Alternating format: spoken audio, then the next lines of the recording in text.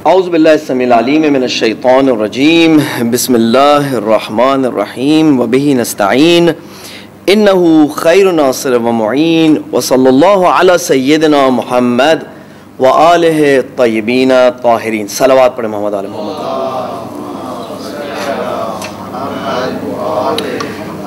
वल्लअनतु दाइमतु अला अअदाइहिम अजमईन मिनल आन इला क़ियाम यौमिद्दीन। अज़ीज़ान गिरामी, सामीन मोहतरम, माह मुबारक रमज़ान में परवरदिगार मुताल के अज़ीमुश्शान खुसूसी मेहमान आपकी खिदमत में सलाम अर्ज़ करता हूँ।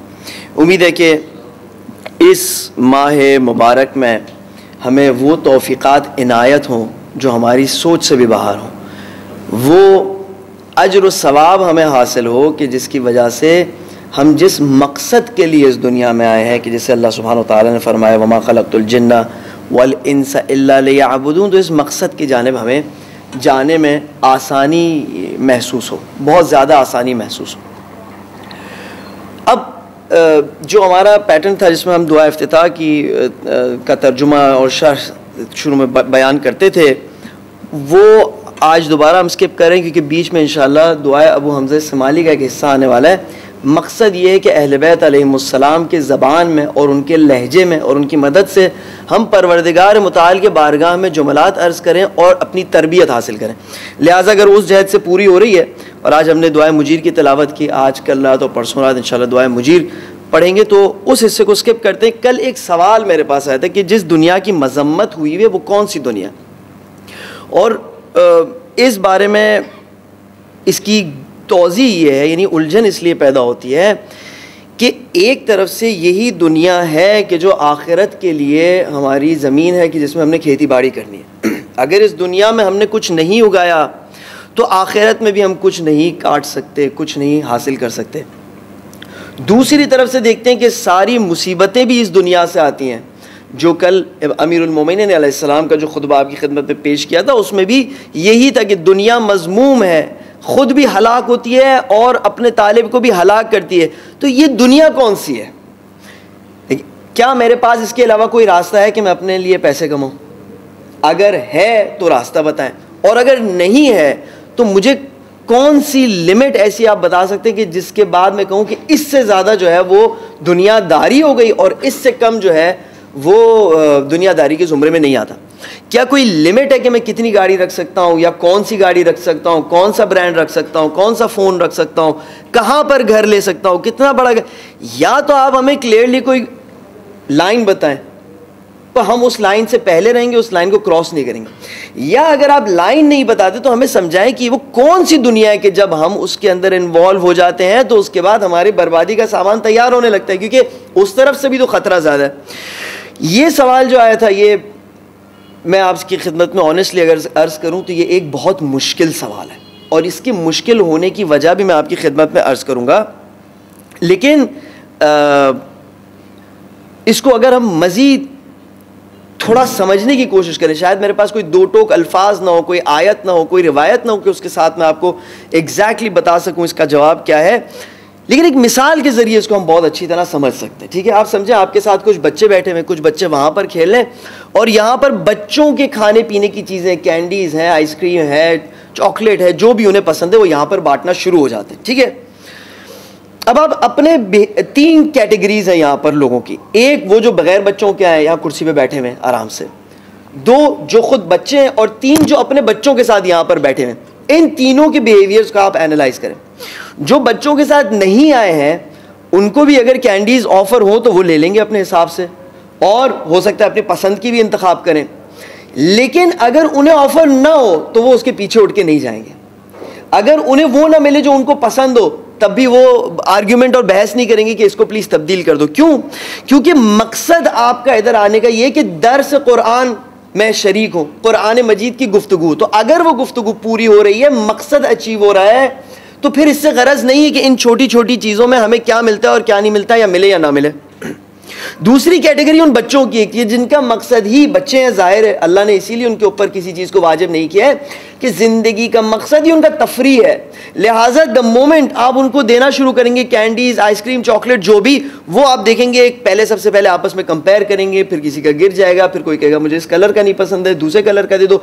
सारी ज़िंदगी का हम गम ये हो जाएगा कि हम इस चॉकलेट वाले मसले को अपने लिए हल करें और बेस्ट डील इसमें से हासिल करें।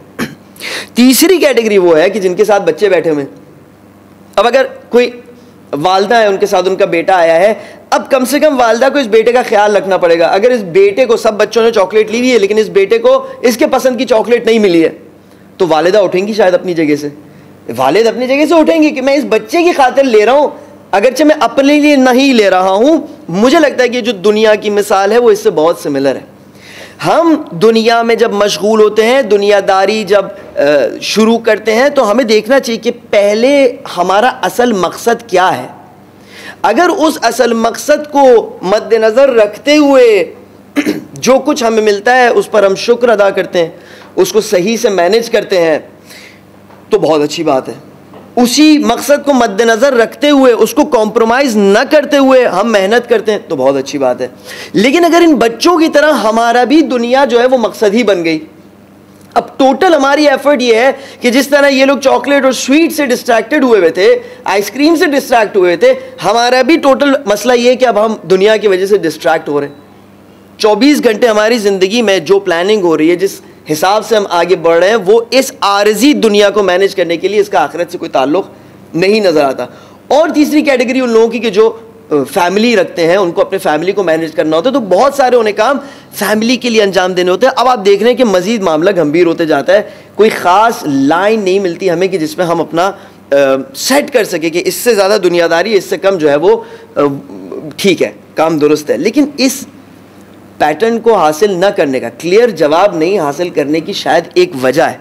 अगर कुरान मजीद में हम देखें तो अल्लाह सुब्हानहू तआला एक आयत में फरमाता है, वअलमू अन्नमा अम्वालुकुम व औलादुकुम फितना, तुम्हारी अम्वाल और तुम्हारी औलाद तुम्हारे लिए एक इम्तिहान है। लफ्ज़ इम्तिहान को अपने जहन में याद रखिएगा। और अम्वाल और औलाद टिपिकल एग्जाम्पल है दुनियादारी की, ठीक है, इसमें आप कुछ भी शामिल कर सकते हैं। या वलनब्लुवन्नकुम बिशैइन मिनल जूइ वल खौफ व नक़्सिम मिनल अम्वाल वल अनफुस वस्समरात वबश्शिरिस साबिरीन, हम तुम्हारे सलामती से, तुम्हारे माल से, तुम्हारी खेती बाड़ी में कमी बेशी से, हम भूख से, प्यास से, हर इन चीज़ों से तुम्हें आजमाएंगे और जो सब्र करेंगे उनको बशारत दो। दोबारा देखें, माल और दौलत की बात हो रही है, दुनिया के जो मज़ाहिर हैं उनकी बात हो रही है, और एक तरफ से आजमाइश की बात आ रही है, इम्तिहान की बात आ रही है। अज़र गिरामी, एक इम्तिहान जो होता है, दुनिया में बहुत सारे इम्तिहान लेने के सिस्टम है, इंटर मैट्रिक का सिस्टम है, उससे ज़्यादा बेहतर सिस्टम से इम्तिहान लेने के शायद एक बेहतरीन इम्तिहान का सिस्टम वो जो मैंने भी दिया था, जैसे USMLEs कहते हैं, मेडिसिन की प्रैक्टिस, यानी मेडिसिन आप जब हासिल MBBS हासिल करने के बाद अगर US जाना होता है तो एक एग्ज़ाम होता है जिसे कहा जाता है USMLEs। इस इम्तिहान, ये वर्ल्ड कैटेगरी में इसका नंबर आता है कि ये दुनिया के बेस्ट एग्ज़ाम्स में से। इसमें क्या फ़र्क है? फ़र्क ये है कि किसी भी दो एग्ज़ाम देने वालों का पेपर एक जैसा नहीं होता, ये एक बात। दूसरी बात ये कि कोर्स सबका एक होता है, लेकिन अगर आपके पास किताब भी पढ़ी हुई हो, सारी किताबें रखी हुई हो जो जिस इम्तिहान के लिए ज़रूरी हैं, लेकिन जब आपकी उस किताब, अगर कोई सवाल आपके पास आता है तो आप किसी भी किताब के हिस्से को खोल के उसका जवाब ढूंढ नहीं सकते। यानी रट्टे से इस इम्तिहान का कोई ताल्लुक नहीं है, सारा कंसेप्चुअल इम्तिहान है कि जो आपने देना है किताब से समझेंगे, लेकिन इस समझे हुए को प्रोसेस करना है, उस प्रोसेस के तहत आपको सवालात के जवाब देने हैं। अब देखें, इंसान की भी जब अक्ल तरक्की करती है तो वो ऐसे इम्तिहानात बनाता है कि जिसमें अच्छा होने का मेयार क्या है, एक, सवालात सबके अलग अलग हो, दो, ओपन बुक भी कर दिया जाए तो उससे फ़ायदा ना हो। क्यों? क्योंकि वो देखना चाहता है कि एक इंसान ने मुस्तकिल तौर पर कितनी मेहनत की है मेडिसिन की फील्ड में, कितना उसको कमाल हासिल हुआ है। तो क्या अल्लाह सुब्हानहू तआला जब हमसे इम्तिहान लेगा तो हम एक्सपेक्ट करते हैं कि अल्लाह इंटर मैट्रिक के सिस्टम की तरह 10 साल के पर्चों को तैयार रखेगा कि हम उन 10 साल के पर्चों को उठा के उनके जवाबों को हासिल कर लें और उसके बाद वही एग्ज़ाम जाके दें और पास हो जाए? इतना हल्का लिया हुआ है हमने अल्लाह सुब्हानहू तआला के एग्ज़ाम को। अगर हमें इस बात का जवाब नहीं मिलता कि दुनियादारी क्या है, दुनिया एग्जैक्टली वो कौन सी चीज़ को कहा जाता है, किस लेवल से आगे जाएं तो दुनियादारी है, उससे पीछे रहें तो अल्लाह सुब्हानो व तआला के मकसद के लिए काम करना है, वो इसलिए है कि इम्तिहान ही यही है। यही इम्तिहान है कि अल्लाह सुब्हानो व तआला देखना चाहता है कि इंसान अपने शऊर को परवरिश दे के, अक्ल से इस्तिफादा करके, कुरान मजीद को मुस्तकिल तौर पर पढ़ के, इसके अंदर से कॉन्सेप्ट्स एक्सट्रैक्ट करके क्या उस लेवल पर पहुंच सकता है कि वो तशखीस दे कि अब जो मैं ये काम कर रहा हूं वो अल्लाह सुब्हानो व तआला के डायरेक्शन से हट के है या नहीं है।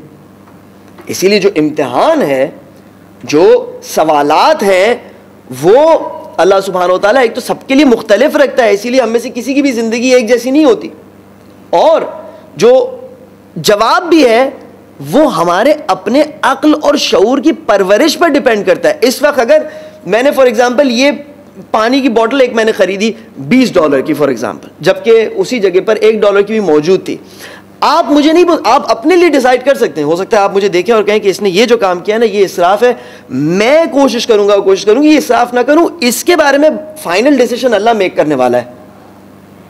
लेकिन मुझे आप कहें, आपको पता है कि इस दुनिया में इतने निट्स एंड ग्रिट्स हैं, इतनी छोटी बड़ी बातें हैं कि जिसको प्रोसेस करके इंसान एक जो डिसीजन लेता है तो वहाँ पर आप बैठकर उसको कज़ावत नहीं कर सकते, मगर ये कोई बहुत ही वाज़े और एविडेंट बात हो, जैसे कि बाज़ हमारे तौर तरीक़ों में जो शादियाँ हैं ख़ास करके उसमें तो वाज़े तौर पर नज़र आता है कि हम इसराफ़ की नीयत से ही करते हैं, यानी शादी होती ही इस नीयत से है कि हम अब बाकायदा तौर पर माज़रत के साथ अल्लाह की नाफरमानी करेंगे।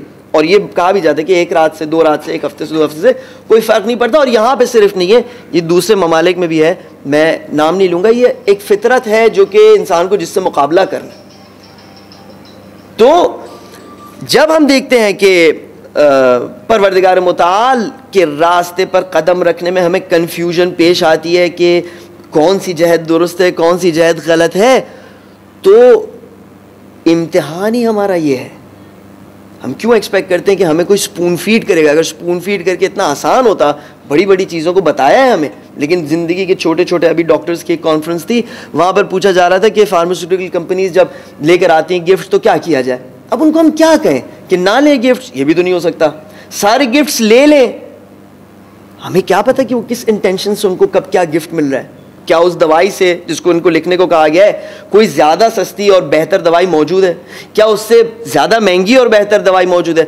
हर मोमेंट पर इंसान को खुद डिसीजन मेकिंग करनी होती है अपने लाइफ में। इसीलिए अल्लाह सुब्हानो तआला फरमाता है वल्लज़ीना जाहदू फ़ीना लनहदियन्नहुम सुबुलना, जो हमारे रास्ते में जिहाद करते हैं, हमारे रास्ते पर मुस्तकिल तौर पर एफर्ट करते रहते, कॉन्स्टेंट उनकी स्ट्रगल होती है, क्या मेरे रब को पसंद है, क्या मेरे रब को नहीं पसंद है, तो हम उन्हें अपने रास्तों पर हिदायत करते हैं। हमने आप सर्च किया था कि क्यों अल्लाह सुब्हानो तआला ने ये नहीं फरमाया कि हम मकसद तक पहुंचा देते हैं, क्योंकि रास्ते पर जो चलता है उसको तो मकसद तक पहुंचाना होता है ना। लेकिन यहाँ पर अल्लाह सुब्हानो तआला ने ये नहीं फरमाया वल्लज़ीना जाहदू फ़ीना, उन्हें हम मकसद तक पहुंचा देते, नहीं, फरमाया कि जो भी जहाद करता है उसे फिर हम अपने रास्ते पर रखते हैं। गोया इस रास्ते की कोई इंतहा नहीं है, ये रास्ता ख़त्म होने वाला रास्ता है। बस दुनिया क्या है उसको समझने के लिए एक ओवरऑल एग्जाम्पल से हम अपने लिए चीज़ों को थोड़ा सा क्लियर कर सकते हैं, जो बच्चों वाली एग्जाम्पल दी।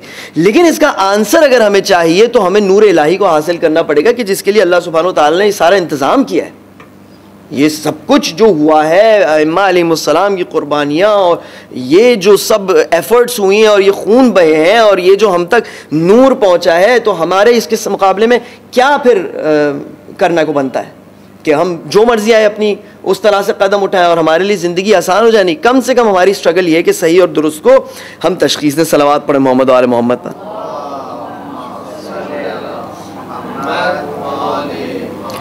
बस इस इम्तिहान इलाही के टेस्ट में जो कि दुनिया की सरजमीन पर अंजाम पा रहा है, ये एक ऐसा टेस्ट है कि जिसके सवालात अलग अलग हैं, जवाब खुद ढूंढना है। इसमें एक और भी फ़र्क है जो कि दुनिया के किसी भी टेस्ट में ये नहीं होता। इसमें कोर्स भी हर इंसान के लिए उसका अपना कोर्स है। मेरा वही कोर्स है कि जितना मुझे एक्सपोजर मिला। मुझे हौज़ इल्मिया में 10 साल तौफीक मिली पढ़ने की, किताबें पढ़ने की, किसी और को जो यहाँ पर जहमत की, जिसने मेहनत की, उसको तौफीक नहीं मिली, तो क्या अल्लाह सुब्हानहू व तआला उसी से भी वही एक्सपेक्ट करेगा जो मुझसे एक्सपेक्ट करेगा? क़त्अन मेरे लिए ज़्यादा मुश्किल होगा, क़त्अन मेरे लिए ज़्यादा सख्तियों का मैदान होगा। जो बेहतर, जिसकी अपॉर्चुनिटीज़ होती हैं, जो ज़्यादा बेहतर वसाइल हासिल करता है, अल्लाह सुब्हानहू व तआला भी उसके साथ ज़्यादा सख्त इम्तिहान लेता है। तो बस हम देखते हैं कि सवालात अलग अलग हैं, जवाब किसी को वाज़े तौर पर नहीं पता, वहाँ पर जवाब पता चलना है। और तीसरी बात ये कि कोर्स भी सबका अलग है। हर किसी से अल्लाह सुब्हानहू व तआला इम्तिहान उसी कोर्स के मुताबिक लेता है कि जो उस तक पहुँचा हुआ हो, और जो बात उस तक न पहुँची हो उसके बारे में वो जिम्मेदार नहीं है। ला युकल्लिफुल्लाहु नफ्सन इल्ला वुस्अहा। अल्लाह सुब्हानहू व तआला किसी भी नफ्स पर उससे ज़्यादा तकलीफ़ नहीं करता, उससे ज़्यादा बर्डन नहीं डालता जितनी उसकी वुसअत हो। यहाँ पर हम देखते हैं कि एक सोचने की बात है कि वाक़ई अगर ज़िंदगी को इस तरह से देखा जाए, अब हमें समझ में आता है कि अल्लाह के सुब्हानहू व तआला के इतने गफ़ूर और रहीम होने की ज़रूरत क्या है। वरना जिस तरीके से हम ज़िंदगी को लेते हैं उसमें तो हमें तकरीबन अल्लाह सुब्हानहू व तआला की किसी मग़फ़िरत की भी ज़रूरत नज़र आती है नहीं। बड़े बड़े गुनाहों से तो बचते रहते हैं, खुम्स नमाज और रोज़ा ज़कात तो अदा करते रहते हैं, और किसी को बज़ाहिर नुकसान तो पहुँचाते हैं नहीं। तो फिर इतनी अल्लाह सुब्हानहू व तआला की मग़फ़िरत की ज़रूरत भी क्या है? इतनी सारी दुआ, अजिरना मिनन नार या मुजीर, परवरदिगार मुझे आतिश जहन्नम से बचा ले, 100 दफ़ा कह रहे हैं। कौन सी जहन्नम हमें नसीब होने वाली है? जिस तरीके के हमारे अफकार और आमाल है उसके मुताबिक अगर अल्लाह सुब्हानहू व तआला इम्तिहान लेना चाहे तो हर चीज़ सही है। नमाज मिस करते नहीं करते, रोज़ा मिस करते नहीं करते, छोटी मोटी गलतियाँ हो जाती है, वो तो हम आपस की भी माफ़ कर लेते हैं, तो अल्लाह सुब्हानहू व तआला भी हमारी माफ़ कर देगा।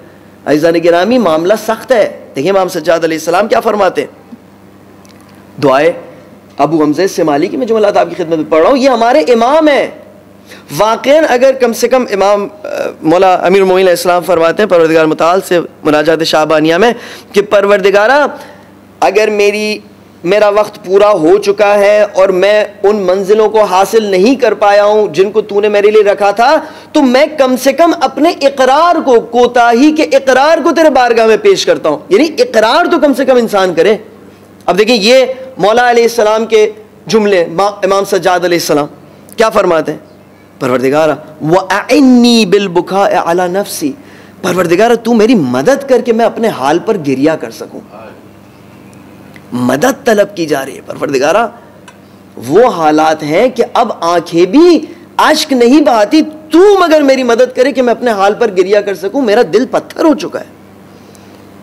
फ़क़द अफ़नैतु बित्तस्वीफ़ वल आमाल उम्री, परवरदिगारा तस्वीफ सोफ़ा बाद में करके मैंने अपनी ज़िंदगी को हलाक कर दिया। हर अच्छे काम को मैंने बाद के लिए टाला। कुरान मजीद बाद में सीखूंगा, फला चीज़ बाद में करूंगा, इस अच्छे काम को बाद में अंजाम।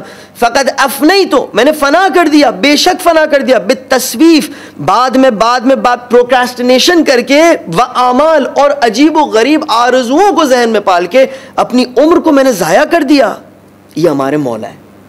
मैंने आपसे अर्ज़ किया था, जब दीन के बताए हुए उसूल के साथ, कुरान मजीद के बताए हुए उसूल के साथ अगर मैच न करे तो ये खतरे की घंटी है। कम से कम इकरार तो हम परवरदिगार मुताल के बारगाह में ले जाते हैं ना, ले जा सकते हैं।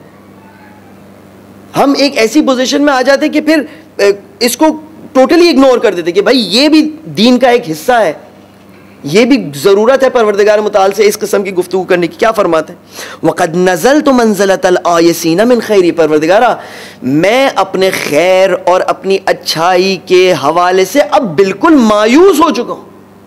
मुझे लगता ही नहीं है कि अब मैं अपने आप को कोई खैर और सलाह पहुंचा भी सकूं। यानी न कि मेरे पास तेरे सिवा और कोई नहीं है, मैं खुद भी अपने लिए कुछ भी नहीं कर सकता। ये मेरा हाल हुआ है। ये कब इंसान इसको दर्क करेगा, जब हर लम्हे इंसान एहसास करेगा कि उससे एक टेस्ट लिया जा रहा है। फिर क्या फरमाते हैं कि वमाली ला अबकी, मुझे क्या हो गया है। वो हज़रत यूसुफ अलैहिस्सलाम का किस्सा जब हम बयान कर रहे थे तो आयत में मालक ला तमन्ना अला यूसुफ, क्या है आपको कि आप हम पर हमारे साथ यूसुफ को नहीं भेजते, हम पर भरोसा नहीं करते यूसुफ के मामले में। यहाँ पर इमाम सज्जाद अलैहिस्सलाम फरमाते हैं वमाली ला अबकी, क्या हो गया है मुझे कि मैं गिरिया ना करूं। वला अदरी इला मा यकूनु मसीरी, जबकि मुझे नहीं पता कि मेरे मसीर, मेरा रास्ता किस तरफ मुझे ले जा रहा है, मुझे किसी चीज़ का अंदाज़ा नहीं है। व अरा नफ्सी तुखादिउनी, और मैं बार बार देखता हूँ कि मेरा नफ्स मुझे धोखा दे रहा होता है, बार बार मेरा नफ्स मुझे धोखा दे रहा होता है। हर लम्हा, माह मुबारक रमज़ान के शुरू में इतनी हमने अल्लाह सुब्हानहू तआला से अहद व पैमान की, उसमें से कितनों पर हमने अमल दरामद किया, और क्या वाकई कोई इतनी बड़ी मजबूरी आ गई थी कि जिसकी वजह से हम ना कर सकें? देखिए, गलती करना इतना बड़ा जुर्म नहीं है जितना गलती का इकरार न करना जुर्म है।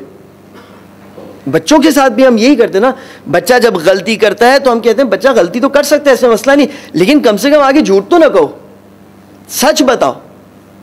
सलावत पढ़े मोहम्मद वाले मोहम्मद पर।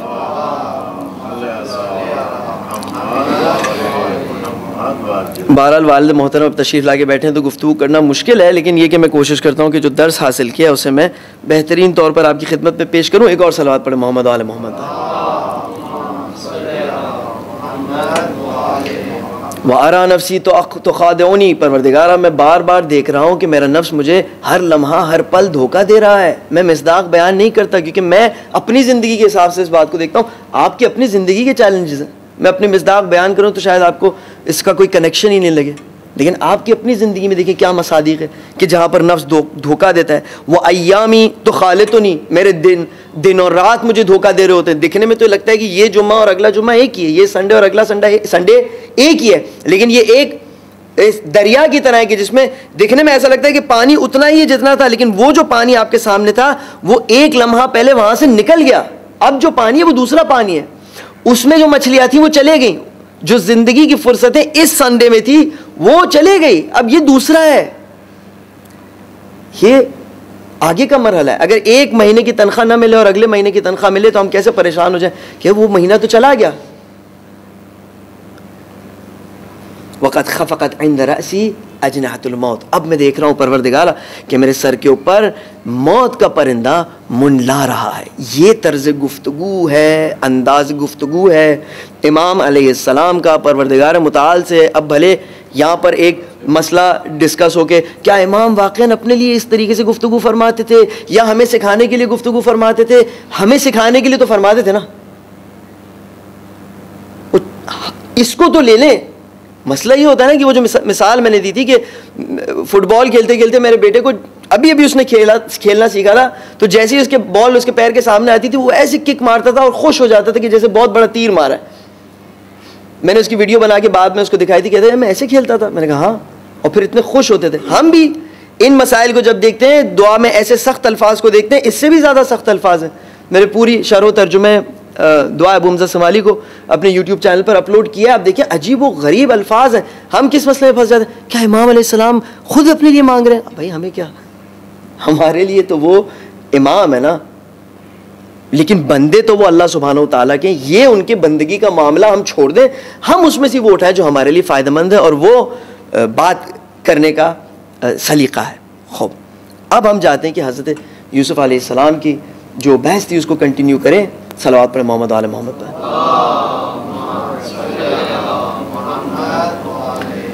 पिछली दफ़ा हमने जो डिस्कस किया वो ये कि आयत नंबर 13 और 17 में हमें एक मुशाबहत दिखी। वो बहाना जो हज़रत यूसुफ़ अलैहिस्सलाम के भाइयों ने पेश किया जब वो हज़रत यूसुफ़ को वापस ना ला सके, और वो बहाना जो हज़रत याकूब अलैहिस्सलाम, वो उज़्र जो हज़रत याकूब अलैहिस्सलाम दे रहे थे जब वो यूसुफ़ अलैहिस्सलाम को नहीं जाने दे रहे थे, वो एक ही निकला।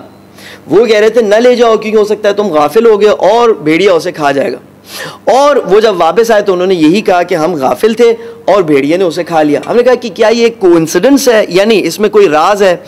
इसके ऊपर एक हदीस बयान हुई कि जिसमें इमाम अलैहिस्सलाम ने फरमाया कि ये बहाना खुद हज़रत याकूब अलैहिस्सलाम ने इस बहाने की तजवीज़, इस बहाने को उनके जहन में इल्क़ा किया ताकि जब वो इस काम को अगर सक्सेसफुली अंजाम दें और वापस आ जाएं तो कम से कम अपने आप को रुसवाई से बचाने के लिए, मुकम्मल तौर पर बर्बादी से बचाने के लिए उनके पास अब भी रास्ता हो, कुछ ना कुछ उनकी फेस सेविंग इस बहाने से हो जाए और पूरी तरह से रुसवा न हो। ये कल की गुफ्तगू थी। आज हम आपकी खिदमत में अर्ज़ करेंगे। गुफ्तगू ख़त्म हुई, हज़रत यूसुफ़ अलैहिस्सलाम के भाई उन्हें लेकर चले गए मैदान में, बाहर जंगल में, जहाँ पर भी ले जाना था। कहते हैं कि हज़रत याकूब अलैहिस्सलाम कुछ अरसे तक उनके पीछे आ रहे थे और देख रहे थे, और तब तक यूसुफ़ अलैहिस्सलाम के भाई बहुत शफ़क़त से पेश आ रहे थे, और जैसे ही हज़रत याकूब अलैहिस्सलाम की निगाहों से दूर हुए तो फिर उन्होंने जो बदतमीज़ी थी, जो रूडनेस थी, जो कुछ मज़ालिम थे वो हज़रत यूसुफ़ अलैहिस्सलाम के साथ शुरू कर दिए।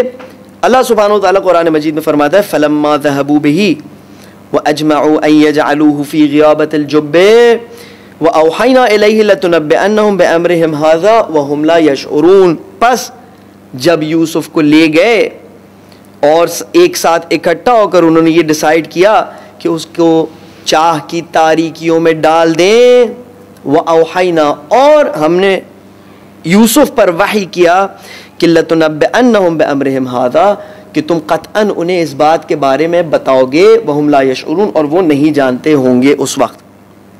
खूब, सबसे पहले हम इस बात को देखते हैं कि इस जुमले में गज़ब इलाही नज़र आ रहा है, इस आयत में गज़ब इलाही नज़र आ रहा है, और वो इसलिए कि लम्मा एक उस्लूब अरबी कलाम का, एक ग्रामर का उस्लूब है लम्मा में, कि लम्मा और उसका जवाब साथ में आता है। मिसाल के तौर पे फलम्मा अताहा नूदिया या मूसा, जब वो आए उस दरख्त के पास तो सदा दी गई कि ए मूसा, बस जब ये हुआ तब वो हुआ।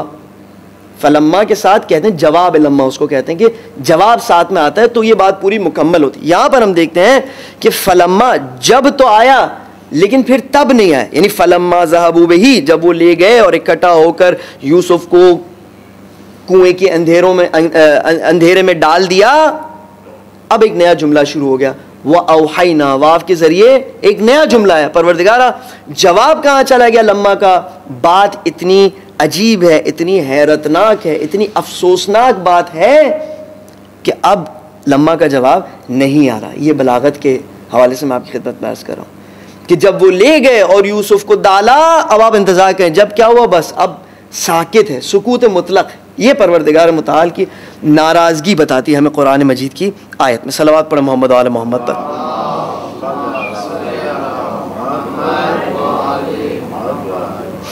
एक और नुक्ता जिस पर सोचना चाहिए, अगेन ये हर किसी के अपने लाइफ के एक्सपीरियंस से डिपेंड करता है कि क्या हम भी कभी ऐसे भयानक काम का सोचते हैं। यानी देखिए, हम कोशिश कर रहे हैं हज़रत यूसुफ अलैहिस्सलाम की कहानी को अपने आप से रिलेट करें, तो उनके भाइयों ने क्या किया, हज़रत यूसुफ अलैहिस्सलाम के मर्डर का प्लान बनाया।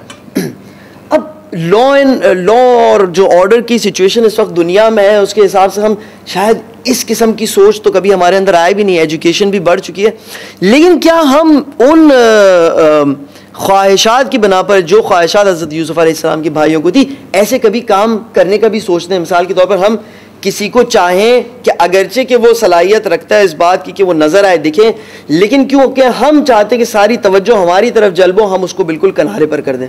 कभी शायद हमने ऐसा किया हो, तो ये ऐसा काम है जो हज़रत यूसुफ अलैहिस्सलाम के भाइयों ने किया, ये ऐसा ही बुरा काम। या हम किसी के इमोशंस पर मुसल्लत होना चाहते हैं, किसी के इमोशंस को कंट्रोल करना चाहते हैं कि अब तुम वही पसंद करोगे जो हम चाहेंगे कि तुम पसंद करो, और तुम उसी से नफरत करोगे कि जो हम चाहें कि जिससे तुम नफरत करो। शायद मुझे ये ऐसा महसूस होता है कि जब बड़ी बड़ी जो इमाम बारगाहें होती है, बड़ी छोटी हालत जो भी, जहाँ पर किसी आलिम दीन को बुलाया जाता है स्पीच देने के लिए, लेक्चर देने के लिए, और फिर उसे कहा जाता है कि तुमने ये बात करनी है, ठीक है ना। एक आलिम दीन जब आता है, मैं तलबा हूँ, मेरी कोई हैसियत नहीं है, मैंने वाक़न वालिद साहब से कहा भी नहीं था कि उनकी शफ़क़त हुई कि उन्होंने मुझे यहाँ पर अपनी जगह पर बिठा दिया, तो मैं अपनी बात नहीं कर रहा, लेकिन जो आलिम दीन आता है वो एक उस्ताद की हैसियत रखता है। उस्ताद के सामने अदब का ये तकाजा होता है कि इमाम अलैहिस्सलाम फरमाते हैं, जानू लगाकर बैठो जब तक कि, जिस तरह तुम एक फल के दरख्त के सामने जानू लगाकर बैठते हो जब तक एक फल उसमें से तुम्हारे दामन में ना गिरे। अब हम जब इस उस्ताद को, जिसको हमने डिसाइड कर लिया है कि ये खुद पढ़ा लिखा इंसान है, ये खुद, उसको आके बाकायदा तौर पर इंस्ट्रक्शंस देते हैं, बाकायदा तौर पर उसके जहन को उस तरफ टर्न करना चाहते हैं कि जिस तरफ हमारा दिल चाहता हो, तो शायद ये उस काम से बहुत सिमिलर है कि हज़रत याकूब अलैहिस्सलाम के इमोशंस पर ये मुसल्लत होना चाहते थे कि आपको हक नहीं है उससे मोहब्बत करने की, उसके बारे में इस ओपिनियन को रखने की, बल्कि आपका ओपिनियन हमारे बारे में ऐसा होना चाहिए और हमसे आपको मोहब्बत करनी चाहिए। ये एक सोचने का मकाम है। अगली दफ़ा जब इस सूरे को पढ़ें तो देखें, हम अपने आप को एनालाइज करें, अपने कामों को एनालाइज करें कि इसमें क्या ऐसा कोई रिजल्ट निकलता है कि नहीं निकलता। एक और सलावत पढ़ें मोहम्मद वाले मोहम्मद पर। खूब, गुफ्तगू का वक्त तकरीबन हाथ से निकल गया। यहाँ पर मैं आपकी खिदमत में एक और पैटर्न पेश करना चाह रहा था, एक और ख़ूबसूरत पैटर्न जो अल्लाह सुब्हानहू तआला की किताब से हमारे लिए निकलता है। वो ये है कि अल्लाह सुब्हानहू तआला के ख़ास बंदे, अजीम बंदे, जो बंदे अल्लाह के राह में रिस्क लेते हैं, दुनिया को कॉम्प्रोमाइज़ करते हैं, ऐसे कदम उठाते हैं कि जो खुलूस के साथ सिर्फ़ और सिर्फ अल्लाह के लिए हो, उनके इस कदम उठाने के वक्त उनके अतराफ़ में वीडियो कोई नहीं निकाल रहा होता, कोई नोट नहीं कर रहा होता, कोई हिस्ट्री नहीं लिख रहा होता। ये सिर्फ अल्लाह की मोहब्बत और मेहरबानी होती कि वो उनके इस कदम को लाकर हम तक पहुंचाता है। इतने खुलूस से जब अल्लाह सुब्हानहू तआला के बंदे किसी को काम को अंजाम देते हैं तो हमें कुरान मजीद में एक पैटर्न नज़र आता है। सबसे पहले वो जगह इसी आयत में कि देखें, फलम्मा ज़हबू व अजमाऊ अन यजअलू फलम्मा ज़हबू बिही व अजमाऊ अन यजअलू फी ग़ियाबतिल जुब, जब जमा हुए और यूसुफ अलैहिस्सलाम के साथ जुल्म करना चाहा, फ़अौहैना इलैहि लतुनब्बिअन्नहुम बिअम्रिहिम हाज़ा व हुम ला यशउरून व औहैना इलैहि। हमने यूसुफ, अब इस मरहले पर देखें, हज़रत यूसुफ अलैहिस्सलाम कुएं में है, बदतरीन उनके साथ धोखा हुआ है। एक हदीस में पढ़ा था, पता नहीं कितनी दुरुस्त कितनी नादुरुस्त हदीस होगी, लेकिन उसमें यह लिखा हुआ था कि हज़रत यूसुफ अलैहिस्सलाम के साथ जब उनके भाई जुल्म कर रहे थे तो वो एकदम से हंसने लगे। पहले रो रहे थे लेकिन फिर हंसने लगे। तो सब ताज्जुब से पूछे कि यूसुफ क्या हुआ, हंसी की इसमें क्या बात है? तो उन्होंने कहा, तुम वही हो कि जिन पर मैं एतमाद करता था एक ज़माने में, जब तुम मेरे साथ चलते थे तो मैं सोचता था कि तुम ही मेरी हिफाजत करोगे, अगर कोई बला आएगी तो आज तुम ही मेरे बला के बाइस बने हो और तुम ही मुझ पर वो बला ला रहे हो कि जिससे मैं सोच रहा तुम मेरी हिफाजत करोगे। तो बहरहाल एक सख्त मौका है, एक मुसीबत का मौका। अल्लाह सुब्हानहू तआला फरमाता है, वअौहैना इलैहि, हमने खुद पर्सनली यूसुफ को वही किया कि तुम परेशान मत हो, लतुनब्बिअन्नहुम बिअम्रिहिम हाज़ा व हुम ला यशउरून। अब यहाँ पर मुझे बयान वो करना था कि इस पैटर्न के मुतालिक दूसरी आयतें आपकी खिदमत में पेश करनी थी, लेकिन एक और जहद से इसको बररसी करते हैं जितना टाइम हमारे पास है उसमें। और वो ये कि परवरदिगार मुताल ने हज़रत यूसुफ अलैहिस्सलाम को दिलासा दिया, सुकून दिया।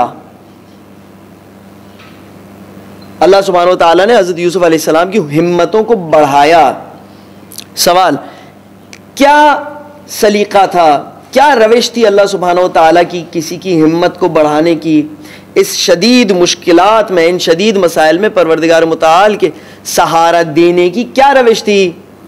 आगही दी यूसुफ अलैहिस्सलाम को, एक विजन हज़रत यूसुफ अलैहिस्सलाम को इनायत किया, एक हदफ इनायत फरमाया और इल्म से नवाजा के फिक्र मत करो, एक ज़माना आएगा कि तुम ही इन्हें इस बात के बारे में बता रहे होगे। ये और इससे पहले जो याकूब अलैहिस्सलाम ने यूसुफ को तरबियत दी थी और फरमाया था कि वकज़ालिका यज्तबीका रब्बुक व युअल्लिमुका मिन तावील अल-अहादीस, यूसुफ याद रखना तुम्हारे साथ एक बहुत अजीब गरीब वाक़या पेश आने वाला है जिसमें अल्लाह सुब्हानहू तआला तुम्हें एक ख़ास काम के लिए चुनेगा और तुम्हें अहादीस के ख्वाब के ताबीरों के बारे में बताएगा, मामलात की समझबूझ बताएगा और तुम बहुत बड़ी डायरेक्शन में आगे जाने वाले हो। अज़ीज़ान गिरामी, हम देखते हैं कि ज़िंदगी की सख्तियाँ और मुश्किलात में एक बहुत बड़ी चीज़ जो हमें सपोर्ट कर सकती है वो है आगही, वो है विजन, वो है हदफ।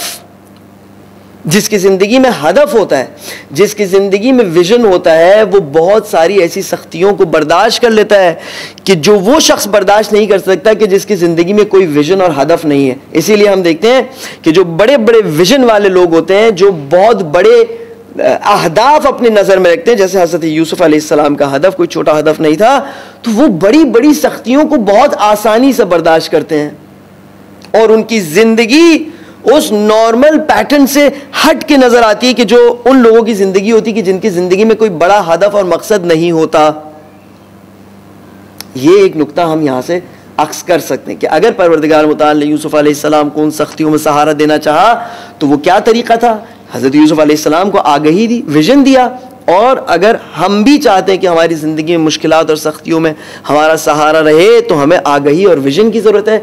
अगेन मैं यहाँ पर कहूँगा, आगही और विजन और बसीरत और नूर और फुरकान इस किताब के बगैर हासिल नहीं हो सकता। इंशाल्लाह हम गुफ्तगू को यहाँ पर ख़त्म करते हैं और प्लान कर रहे हैं कि एक वर्कशॉप, अगर हो सके टाइम निकले तो एक वर्कशॉप रखें कि जिसमें हम प्रैक्टिकली 3 दिन की वर्कशॉप का फ़िलहाल हम बना रहे हैं खाका, देखें क्या आगे बात बढ़ती किस तरीके से, कि जो हम टुकड़े टुकड़ों में मुख्तलिफ लोगों के साथ जिन प्रैक्टिकल कामों को अंजाम दे रहे हो, तो यहाँ पर 3 दिन की वर्कशॉप होगी जिसमें सबसे पहले हम कुरान मजीद से मुताल्लिक़ तमाम सवालात और मुश्किलात और जो हमें ऑब्स्टिकल्स पेश आते हैं कुरान मजीद से नज़दीक होने में, और क्या असलन कुरान मजीद को हम समझ सकते हैं और क्या हमें ज़रूरत है समझने की, और हदीस का कुरान मजीद से क्या ताल्लुक़ है, और ये सारे मसाइल क्योंकि हमने इकट्ठा किए वो लिस्ट जो मसाइल मुश्किलात मुआशरे में हैं इस वक्त कुरान मजीद के हवाले से, पहले दिन उसके हवाले से इंशाअल्लाह कोशिश होगी। दूसरे दिन हम बाकायदा वर्कशॉप करेंगे, प्रैक्टिकली उन एप्लीकेशंस को इंट्रोड्यूस कराएंगे कि जिसकी वजह से कुरान मजीद का मुताला आसान हो जाता है, किस तरह मुख्तलिफ तर्जुमों को इकट्ठा करके आप अपना तर्जुमा निकाल सकें। उसमें इंशाल्लाह प्रैक्टिकल वर्कशीट होगी जिसमें ग्रुप डिस्कशंस होंगी और देखेंगे क्या किया जा सकता है। और थर्ड सेशन अगर अल्लाह ने चाहा तो इस पर होगा कि हम अपने बच्चों को कुरान मजीद से किस तरह कनेक्ट करें। क्या कुरान मजीद में बच्चों के लिए भी कोई बात है, कोई बच्चों को कुरान मजीद से तरबियत करने का कोई ज़रिया है। ये तमाम वो गुफ्तगू है जो यहाँ वहाँ स्कैटर्ड तौर पर मौजूद है, लेकिन बहुत सारे लोग चाहते हैं शायद कि इसको एक जगह पर हासिल करें, तो इसको प्लान कर रहे हैं। परवरदिगारा तुझे मोहम्मद और आले मोहम्मद का वास्ता, तुझे तमाम अंबिया इलाही का वास्ता, तुझे तमाम तेरे अच्छे इंसान उलमा शुहदा सालिहीन, तेरे मलाइका का वास्ता, तेरी इस किताब का वास्ता जो हमारे हाथों मजलूम हो चुकी है। परवरदिगारा कुछ ऐसा कर कि हम अपने मामलात को इस किताब के हवाले से सुलझा दें। परवरदिगारा तू हमें तौफीक दे कि हम तेरी इस किताब को सीरियसली अपनी ज़िंदगी में लें। परवरदिगारा तू हमें तौफीक दे कि जिस तरह हम ज़िंदगी के दूसरे मामलात में तेज़ी से सिंसियरिटी के साथ सीरियसली पेश आते हैं, तेरे कुरान के मामले में भी इसी तरह सिंसियरली पेश आएँ। परवरदिगारा जब तू हमें तौफीक दे कि हम तेरी किताब का मुताला करें तो हमारी ज़बान इसके अल्फाज आसानी से अदा कर सके, जब इसके अल्फाज अदा करें तो इसका नूर हमारे दिल में जाए। परवरदिगारा इसके नूर से हमें हिदायत हासिल हो और ये हिदायत हमारी नस्ल अंदर नस्ल इस हिदायत को तू बरकरार फरमा।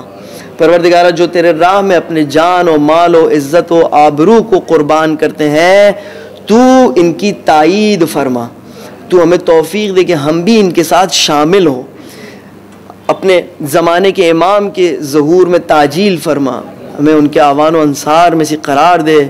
सुबहान रब्बिक रब्बिल इज़्ज़ति अम्मा यसिफून व सलामुन अलल मुरसलीन वल्हम्दुलिल्लाहि रब्बिल आलमीन वस्सलामु अलैकुम व रहमतुल्लाहि व बरकातुहू। मुतवज्जे ज़ियारत।